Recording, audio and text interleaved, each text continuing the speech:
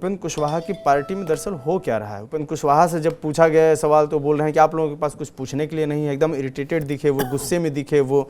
और दूसरी तरफ 8 नेताओं ने कल पार्टी छोड़ दिया। उन्होंने आरोप लगाया कि ये पुरानी जैसी पार्टी नहीं रही और वो जदयू में जाएंगे। तो क्या कुछ चल रहा है? देखिए, जहाँ तक आप उपेंद्र कुशवाहा की बात कर रहे हैं तो उनके पार्टी में सब कुछ ठीक तो नहीं चल रहा है। वैसे ये सवाल जब पत्रकार ने पूछा तो उपेंद्र कुशवाहा नाराज हो गए। अब आपको हम ये बात बता सकते हैं कि उपेंद्र कुशवाहा काफ़ी सीजन्ड पॉलिटिशियन रहे हैं। अपने बातचीत में काफ़ी वो संयमित रहते हैं, वो आपा खोते नहीं हैं। अगर इस तरह की बात उपेंद्र कुशवाहा कर रहे हैं तो निश्चित तौर पर ये सवाल उन्हें परेशान कर रहा है। अब आप ये देखिए कि आखिरकार 3 विधायक का नितिन नवीन से मिलने का क्या मतलब है। कार्यकारी अध्यक्ष है।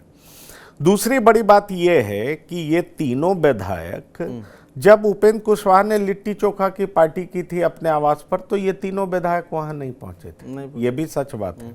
तो आखिरकार ये भी तो सवाल उठाता है। फिर आपने पटना में देखा, माफ करिएगा, दिल्ली में आपने कॉन्स्टिट्यूशन क्लब का वो माजरा देखा होगा। उपेंद्र कुशवाहा अपनी पार्टी में एबी वाजपेयी को शामिल करते हैं, ए.के. वाजपेयी को, और वो शामिल होते हैं, लेकिन उसमें भी तीनों विधायक दिखाई नहीं पड़ते हैं। पार्टी के तरफ से बहुत सारे बयान दिए गए, लेकिन आज कुछ कुछ जगहों पर इन तीनों विधायक के बयान को आप पढ़ें तो आपको साफ दिखाई पड़ेगा कि ये तीनों विधायक बागी मोड में तो हैं। अब कल वो मना लिए जाएं या अभी वो दबाव बना रहे हैं उपेंद्र कुशवाहा पर, ये देखने वाली बात होगी। लेकिन सवाल उठता है कि आखिरकार क्यों माधव आनंद कह रहे हैं कि मैं सबसे काबिल हूं, मैं पढ़ा लिखा भी हूं, मेरा मंत्री बनना तय था और वो मंत्री नहीं बन पाए। आखिरकार उनको ये कहने की जरूरत क्यों पड़ रही है? जरा सोचिए, रामेश्वर में तो ये क्यों कह रहे हैं कि उपेंद्र कुशवाहा कॉलेजियम सिस्टम के खिलाफ मैदान में उतरे थे। आपको याद होगा उन्होंने कॉलेजियम सिस्टम के खिलाफ यात्रा की थी और उन्होंने बताया था कि आखिरकार जुडिशियरी में ये कैसे चलेगा। और आपको मालूम है कॉलेजियम सिस्टम का मतलब क्या है। उसका विरोध उपेंद्र कुशवाहा किस आधार पर कर रहे थे? दरअसल उनका कहना था, उपेंद्र कुशवाहा कह रहे थे कि ये 500 परिवार के लोग ही जजेस क्यों बनते हैं ज़्यादातर, और अगर वही परिवार के लोग जजेस बनेंगे तो आखिरकार जुडिशरी कैसे निष्पक्ष होगा। ये सिस्टम बंद होना चाहिए। अब सवाल उठता है कि जब इस तरह की बात नेता कर रहे हों और फिर अपने ही परिवार में अपनी पत्नी को, अपने बेटे को, ये मेरे सवाल नहीं है, मैं वही कह रहा हूं, आखिरकार भीतर से नाराजगी की जो बात है, क्योंकि मैं तो इस बात को बहुत साफ तरीके से मानता हूं कि कोई भी जो क्षेत्रीय दल है वो परिवारवादी हुए बगैर सरवाइव कर ही नहीं सकता।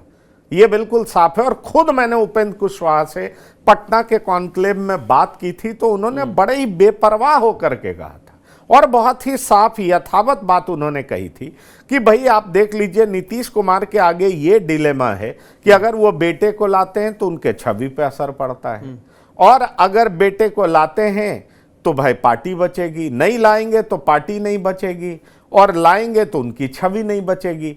मतलब उपेंद्र कुशवाहा ने साफ नीतीश कुमार के लिए कह दिया था कि नीतीश कुमार को तय करना पड़ेगा कि वो छवि बचा लें या पार्टी बचा लें। अब सवाल उठता है कि उपेंद्र कुशवाहा जो जेडीयू को सलाह दे रहे हैं, तो उपेंद्र कुशवाहा प्रैक्टिकल पॉलिटिक्स करेंगे या नहीं करेंगे? उनको लग रहा है कि पार्टी में बेटा मंत्री हो, उनको लगा कि पत्नी को विधायक बना दिया जाए, खुद राज्यसभा सदस्य हो जाए। आखिरकार उपेंद्र कुशवाहा भी तो इस बात को समझ रहे हैं कि जो कुशवाहा का वोट मिल रहा है, आखिरकार उनका आधार वोट बैंक तो कुशवाहा समाज ही है ना, और कुशवाहा समाज वोट किसको दे रहा है? उपेंद्र कुशवाहा को दे रहा है। तो उपेंद्र कुशवाहा को लग रहा है कि मैं अपने परिवार के 3 लोगों को बना भी दे रहा हूं तो क्या गलत कर रहा हूं, और उनकी क्षेत्रीय पार्टी है, इसलिए वो इस रास्ते पर चल पड़े। लेकिन इस रास्ते पर चलते चलते शायद उनको यह एहसास हुआ होगा कि उनकी पार्टी के ही 3 विधायक इसके खिलाफ खड़े हैं। जरा सोचिए, आलोक सिंह जिनके भाई संतोष सिंह हैं, अब संतोष सिंह बीजेपी में है, आलोक सिंह राष्ट्रीय लोक मोर्चा से चुनाव लड़े हैं। अब आलोक सिंह का केवल स्टेटमेंट है हमको इन सब बातों में मत फंसाइए, पर ये तीनों विधायक क्यों मिलने गए थे? जरा ये सोच लीजिए। रामेश्वर में तो चुनाव से 1 महीने पहले राष्ट्रीय लोक मोर्चा में जाते हैं, उससे पहले वो जेडीयू में रहते हैं। वो कहते हैं कि भाई हम तो नीतीश कुमार के विचारधारा वाले लोग हैं, तो उनका मतलब क्या है? ये बगावत के पीछे रामेश्वर महतो का ये सोच है कि हम जेडीयू में जाएंगे, और क्या रामेश्वर महतो जेडीयू को बड़ी पार्टी बनाना चाहते हैं और खुद मंत्री बनना चाहते हैं? उनकी सोच आखिरकार क्या है? माधव आनंद की सोच क्या है? माधव आनंद क्यों कह रहे हैं मैं सबसे क्वालिफाइड हूं, और उनके बेटे ने तो ना चुनाव लड़ा फिर मंत्री बन गए? ये जो सारे सवाल निकल करके बाहर आ रहे हैं, और ये सारे सवाल अलग अलग सवाल के जवाब उन्होंने अलग अलग वेबसाइट्स को दिए हैं, अलग अलग जगह पर उन्होंने बात की है। आखिरकार क्यों बात की है, ये समझना बहुत जरूरी है। तो जो अभी रास्ता दिखाई पड़ रहा है वो तो ये दिखाई पड़ रहा है कि किसी ना किसी तरीके से राष्ट्रीय लोक मोर्चा में सब कुछ ठीक तो नहीं है। उपेंद्र कुशवाहा जी अच्छे से जवाब शायद अपनी पार्टी में स्थिति को बेहतर कर ले तब देंगे, लेकिन उनकी झुंझलाहट और झल्लाहट एक बात बहुत साफ इशारा कर रही है कि उनके पार्टी में सब कुछ ठीक नहीं है। और ये केवल मीडिया का स्पेकुलेशन होता तो शायद वो दृश्य दिखाई नहीं पड़ते कि उनके 3 विधायक नितिन नवीन से क्यों मिल रहे हैं, जो कि बीजेपी के कार्यकारी अध्यक्ष हैं। इस बात को जान लीजिए। तो ये हैरान और परेशान करने वाली बात जरूर है। अब रही बात कि क्या वो राज्यसभा में जाएंगे। भाई अप्रैल में उनका कार्यकाल पूरा हो रहा है, तो राज्यसभा में उपेंद्र कुशवाहा जाएंगे क्या, ये सवाल तो उठ रहा है। अब जब 4 में से 3 विधायक ही उनके साथ नहीं रहेंगे, माधव आनंद, रामेश्वर महतो और आलोक सिंह, तो भला उपेंद्र कुशवाहा का दबदबा क्या रह जाएगा?